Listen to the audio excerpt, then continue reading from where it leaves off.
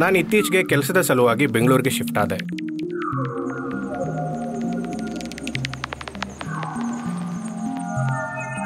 ನನಗೆ ಈ ಊರು ಎಷ್ಟೋ ವರ್ಷಗಳಿಂದ ಪರಿಚಯ ಇದ್ದರೂ ಕೂಡ ನನ್ನ ಬೇರೆ ಕೆಲಸದ ಜಾಗಗಳಿಗಿಂತ ತುಂಬಾ ಡಿಫ್ರೆಂಟ್ ಆಗಿದೆ. ನಾನೊಬ್ಬ ಬ್ಯಾಟ್ ರಿಸರ್ಚರ್ ಆ್ಯಂಡ್ ಕನ್ಸರ್ವೇಷನಿಸ್ಟ್. ನನ್ನ ಕೆಲಸ ನನ್ನನ್ನು ಉತ್ತರಾಖಂಡದ ಪರ್ವತಗಳಿಂದ ಹಿಡಿದು ಅಂಡಮಾನ್ ಐಲ್ಯಾಂಡ್ಸ್ವರೆಗೂ ಕರ್ಕೊಂಡೋಗಿದೆ ಈ ಮೋಹಕ ಜೀವಿಗಳ ಬಗ್ಗೆ ಸ್ಟಡಿ ಮಾಡೋಕ್ಕೆ. ಆದರೆ ಇತ್ತೀಚೆಗೆ ಬಾವಲಿಗಳ ಹುಡುಕಾಟ ನಗರಗಳಲ್ಲಿ, ಅಂದರೆ ಸದ್ಯಕ್ಕೆ ವಿಸ್ತಾರವಾಗಿರೋ ಬೆಂಗಳೂರಿನಲ್ಲಿ. ಸರಿಯಾಗಿ ಜನ ನಡೆದಾಡೋ ಜಾಗದಲ್ಲೇ ಇಷ್ಟು ಬಾವಲಿಗಳು ವಾಸ ಮಾಡ್ತವೆ ಅಂತ ಯಾರೂ ಕೂಡ ಇಮ್ಯಾಜಿನ್ ಮಾಡೋದಕ್ಕೆ ಸಾಧ್ಯನೇ ಇಲ್ಲ. ಸುಮಾರು 1 ಕೋಟಿಗೂ ಹೆಚ್ಚು ಜನ ಇರೋ ಈ ದಟ್ಟ ಹಾಗೂ ಬ್ಯುಸಿ ಸಿಟಿಯಲ್ಲಿ ಬಾವಲಿಗಳನ್ನು ಹುಡುಕೋದು ಕೇಯೋಟಿಕ್ ಆ್ಯಂಡ್ ಎಕ್ಸೈಟಿಂಗ್ ಕೂಡ. ನಂಗನ್ಸುತ್ತೆ ಇಲ್ಲಿರೋ ಒಂದಲ್ಲ ಒಂದು ಮನೆಯ ಮೂಲೆಯಲ್ಲಿ ಬಾವಲಿಗಳು ಖಂಡಿತವಾಗಿ ಇದ್ದೇ ಇರುತ್ತೆ ಅಂತ.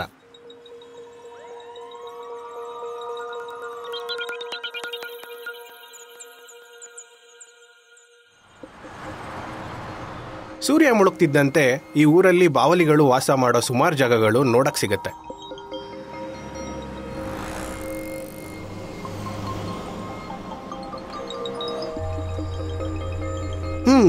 Looks promising. ಅದೇನು ಸೌಂಡ್ ಅಂತ ನಂಗೆ ಅರ್ಥ ಆಗ್ತಿಲ್ಲ.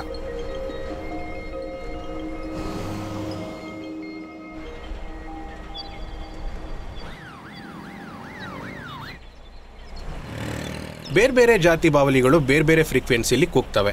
ಬಾವಲಿಗಳು ಕೂಗ್ತಿದ್ದಂತೆ ಆ ಬ್ಯಾಟ್ ಡಿಟೆಕ್ಟರ್ ನಿಮಗೊಂದು ಗ್ರಾಫ್ ತೋರಿಸುತ್ತೆ. ಆ ಗ್ರಾಫ್ ನೋಡಿದರೆ ಸಾಕು, ಬೆಂಗಳೂರಿನ ಬೇರೆ ಬೇರೆ ಜಾತಿ ಬಾವಲಿಗಳು ಯಾವುವು ಅಂತ ಹೇಳ್ಬೋದು.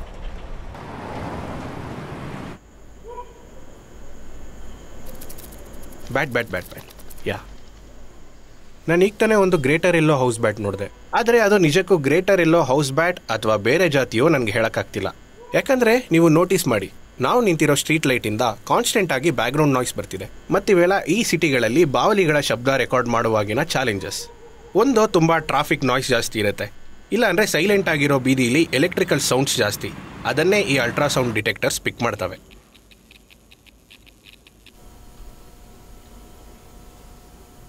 ಸೊ ಬೇರೆ ಎಲ್ಲಾದರೂ ಹುಡುಕಕ್ಕೆ ಟ್ರೈ ಮಾಡೋಣ ಬನ್ನಿ.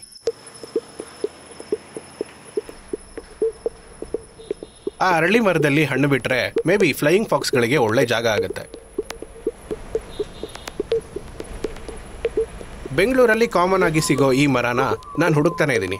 And bats just love it. Bat bat bat bat yeah but ಇದು ಈಜಿಪ್ಷಿಯನ್ ಫ್ರೀ ಟೈಲ್ ಬ್ಯಾಟ್.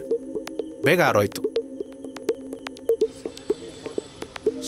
ಓ ಅಲ್ಲಿ ಅಲ್ಲಿ ಅಲ್ಲಿ ಅಲ್ಲಿ ಶಾರ್ಟ್ ನೋಸ್ ಅಲ್ಲಿ ಹಾರೋಯ್ತು. ಸದ್ಯಕ್ಕೆ ಕನಿಷ್ಠ ಅಂದರೂ ಒಂದು 5-6 ಫ್ರೂಟ್ ಬ್ಯಾಟ್ಸ್ ಆ ಸಿಂಗಾಪುರ್ ಚೆರಿಯ ಬೇರೆ ಬೇರೆ ಭಾಗಕ್ಕೆ ಬಂದು ಹೋಗ್ತಿವೆ.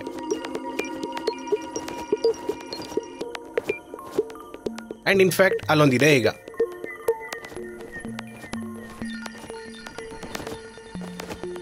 ನೀವು ಬೆಂಗಳೂರಲ್ಲಿರೋ ಯಾವುದೇ ಸಿಂಗಾಪುರ್ ಚೆರಿ ಮರದ ಹತ್ರ ವರ್ಷದ ಯಾವುದೇ ಟೈಮಿಗೆ ಬಂದರೂ 100% ಒಂದಲ್ಲ ಒಂದು ಶಾರ್ಟ್ ನೋಸ್ ಫ್ರೂಟ್ ಬ್ಯಾಟ್ನ ಕಂಡೇ ಕಾಣ್ತೀರಾ. ನೋಡೋಕ್ಕೆ ತುಂಬ ಚಂದ. ನಾನು ಬ್ಯುಸಿ ಮತ್ತು ನಾಯ್ಸಿ ಜಾಗಗಳಲ್ಲಿ ಓಡಾಡ್ತೀನಿ. ಇದು ನಾನು ಇಷ್ಟು ವರ್ಷಗಳಿಂದ ಸ್ಟಡಿ ಮಾಡ್ತಿರೋ ಬ್ಯಾಟ್ ಹ್ಯಾಬಿಟೇಟ್ಸ್ ಥರ ಇಲ್ಲ. ಸೂಪರ್ ಬ್ಯುಸಿ ಮಾರ್ಕೆಟ್ ಪ್ಲೇಸ್, ಆದರೆ ಬ್ಯಾಟ್ ಡಿಟೆಕ್ಟರ್ಲಿ ಏನೂ ಇಲ್ಲ. ಹಾಗಂತ ಇಲ್ಲಿ ಬಾವಲಿಗಳು ಇಲ್ಲ ಅಂತ ಹೇಳೋಕ್ಕಾಗಲ್ಲ. ನಾವು ಕೆಲವು ಫೋಟೋಗಳಲ್ಲಿ ಈ ಶಾರ್ಟ್ ನೋಸ್ ಫ್ರೂಟ್ ಬ್ಯಾಟ್ಸ್ ಹಣ್ಣಿನ ಅಂಗಡಿಯಿಂದ ಬಾಳೆಹಣ್ಣನ್ನು ಕಚ್ಕೊಂಡು ಹಾರಿ ಹೋಗೋದನ್ನು ನೋಡಿದ್ದೀವಿ. ಯಾರಿಗೆ ಗೊತ್ತು, ಈ ಮಾರ್ಕೆಟ್ನಲ್ಲೂ ಹಾಗೆ ಆಗ್ಬೋದೇನೋ.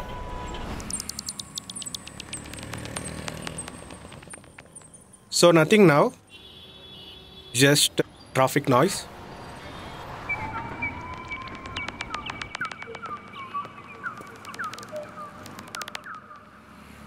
ಈಗ ಅವೆಲ್ಲ ತಮ್ಮ ಜಾಗಕ್ಕೆ ವಾಪಸ್ ಹೋದ್ವು.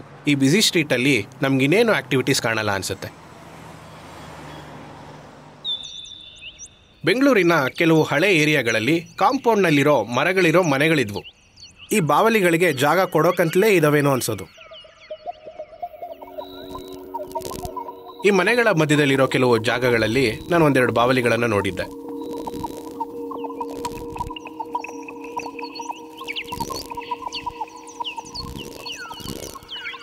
ಬೆಂಗಳೂರಿನ ಮಧ್ಯದಲ್ಲಿರೋ ಒಂದು ಮನೆ ಮೇಲಿದ್ದೀನಿ. ಈ ಮನೆಗಳ ನಡುವೆ ಒಂದೆರಡು ಹಣ್ಣು ಬಿಡೋ ಮರಗಳಿವೆ. ಪರ್ಟಿಕ್ಯುಲರ್ಲಿ ಈ ಒಣಗಿರೋ ತೆಂಗಿನ ಮರದಿಂದ ನಾನು ತುಂಬ ಇಂಪ್ರೆಸ್ ಆಗಿದ್ದೀನಿ.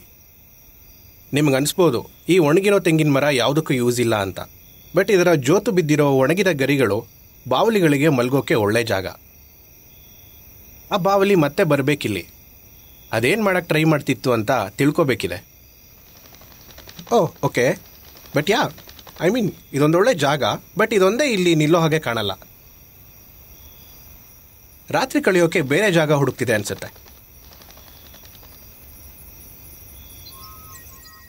ಇಲ್ಲಿ ತನಕ ಅಲ್ಲೊಂದು ಇಲ್ಲೊಂದು ಬಾವಲಿಗಳನ್ನು ನೋಡಿದ್ದಾಯ್ತು. ಬಟ್ ನಾನು ಬಾವಲಿಗಳ ದೊಡ್ಡ ಗುಂಪು ವಾಸ ಮಾಡೋ ಜಾಗನ ಹತ್ರದಿಂದ ನೋಡಬೇಕು ಅನ್ನೋ ಕುತೂಹಲ, ಅದು ಈ ಸಿಟಿಯಲ್ಲಿ. ನನ್ನ ಹಳೆ ಫ್ರೆಂಡ್ ರಾಜೇಶ್ ಅವರೇ ಸರಿ ಇದಕ್ಕೆ. ಬೆಂಗಳೂರಲ್ಲಿ ಸುಮಾರು ವರ್ಷಗಳಿಂದ ಬ್ಯಾಟ್ಸ್ ಬಗ್ಗೆ ಸ್ಟಡಿ ಮಾಡ್ತಿದ್ದಾರೆ. ಸೊ ಅವರಿಗೆ ಬೆಸ್ಟ್ ಸ್ಪಾಟ್ಸ್ ಗೊತ್ತು. ಸುಮ್ಮನೆ ಒಳಗೆ ಕಣ್ಣಾಯಿಸಿ.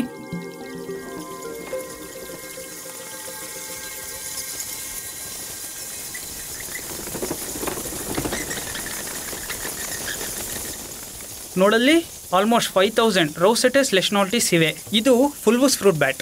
ಇವೆಲ್ಲ ಗುಹೆಯಲ್ಲಿರುತ್ತೆ. ಇವುಗಳು ಸೀಲಿಂಗ್ಗೆ ಜೋತು ಬಿದ್ದಿಲ್ಲ, ಚೌಕಟ್ಟಿನ ಸುತ್ತಾನೆ ಸುತ್ತಾಡ್ತಿವೆ. ಕರೆಕ್ಟ್. ಅವಕ್ಕೆ ಎಲ್ಲೆಲ್ಲಿ ಒಳ್ಳೆ ಗ್ರಿಪ್ ಸಿಗುತ್ತೋ ಅದನ್ನು ಹುಡುಕಿ ಗಟ್ಟಿಯಾಗಿ ಇಟ್ಕೊಂಡಿವೆ. ಬಹುಶಃ ಇದರಲ್ಲಿ ಒಂದೆರಡು ಜನ್ರೇಷನ್ನು ಗುಹೆನೇ ನೋಡಿಲ್ಲ. ಅಲ್ಲೆಲ್ಲೋ ಆಳ್ಬಿದ್ದ ಬಿಲ್ಡಿಂಗಿಂದ ಇಲ್ಲಿಗೆ ಬಂದಿದ್ದು. ನೋಡಬೇಕು ಎಷ್ಟರ ಮಟ್ಟಿಗೆ ಅಡಾಪ್ಟ್ ಮಾಡ್ಕೊಳ್ತವೆ ಅಂತ. ನನ್ನ ಪ್ರಕಾರ bats are the most adaptable animals. ಉದಾಹರಣೆಗೆ ಈ ಸ್ನೈಡರ್ ಸ್ಲೀಪ್ ನೋಟ್ ಬ್ಯಾಟ್ ಇದೆಯಲ್ಲ, ಇದನ್ನು IISc ಕ್ಯಾಂಪಸ್ಸಲ್ಲೂ ನೋಡಿದ್ವಿ.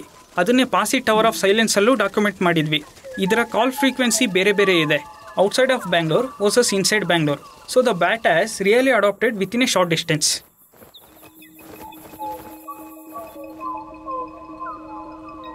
ರಾಜೇಶ್ ಅವರು ಬೆಂಗಳೂರು ಮಧ್ಯದಲ್ಲಿರೋ ಒಂದು ಕೆರೆ ಬಗ್ಗೆ ಹೇಳಿದರು. ಅಲ್ಲಿ ಸಂಜೆ ಹೊತ್ತಿಗೆ ನೂರಾರು ಬಾವಲಿಗಳು ಕಾಣ್ತವೆ. ಆಹಾರ ಹುಡ್ಕೋಕೆ ಆಚೆ ಹೋಗ್ತವೆ. ಅಲ್ಲಿ ಅಲ್ಲಿ ಅಲ್ಲಿ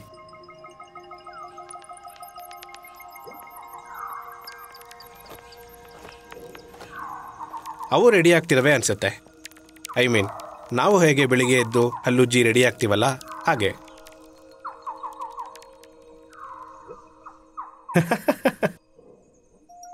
ಅಮೇಜಿಂಗ್.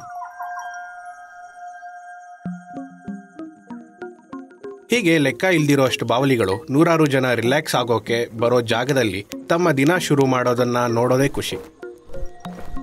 ಅವು ಈ ಜಾಗದಲ್ಲಿ ಅಲ್ಲಲ್ಲಿ ವಾಸ ಮಾಡಿಕೊಂಡು ಎಲ್ಲ ಕಡೆ ಹರಡ್ಕೊಂಡಿವೆ. Amazing.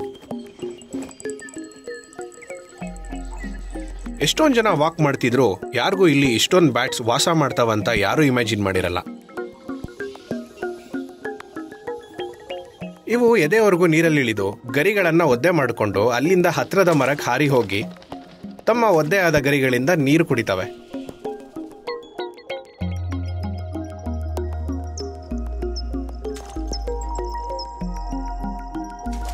And by the way, ಇದೆಲ್ಲ 1 ಕೋಟಿಗೂ ಹೆಚ್ಚು ಜನ ಇರೋ ಊರಿನ ಮಧ್ಯದಲ್ಲಿ ನಡೆಯೋದು. ನನಗೆ ಈ ಬಾವಲಿಗಳನ್ನು ನೋಡಿದಾಗೆಲ್ಲ ಸಖತ್ ಖುಷಿ. ಅಟ್ ದ ಸೇಮ್ ಟೈಮ್ ಒಂದು ಆಶ್ಚರ್ಯ ಕೂಡ.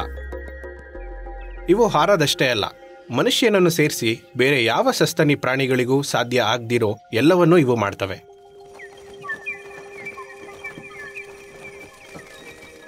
ಭಾರತದ ಅತಿ ದೊಡ್ಡ ಊರೊಂದರ ಮೇಲೆ ಇವು ಹಾರೋಡೋದನ್ನ ನೋಡೋದೇ ಒಂದು ಅದ್ಭುತ.